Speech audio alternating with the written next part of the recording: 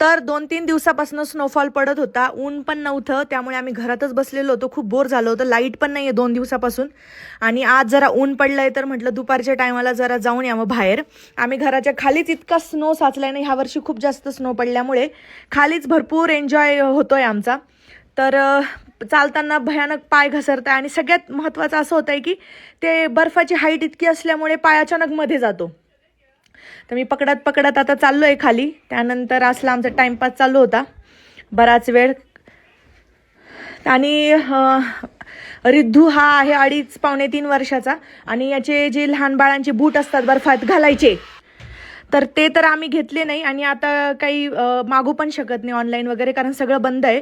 तर आम्ही जुगाड असा केला आहे की जो आपला फॉईल पेपर असतो तो सॉक्सच्या मध्ये पूर्ण पायाला लावायचा, पुन्हा सॉक्स घालायचे. जय बाप्पा कर. त्याच्याने खूप पाय वगैरे गरम राहतात. ओके, आणि यांनी तर डायरेक्ट बर्फात शिवलिंग बनवलंय.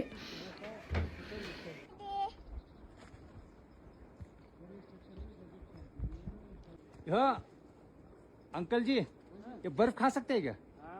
कोई दिक्कत नहीं। हाँ क्या रोज खाते? लेकिन यहाँ पे अंदर कुछ रहता है ना, सल्फर ऐसा कुछ नहीं? हाँ हाँ हाँ, हाँ खाओ फिर. माता की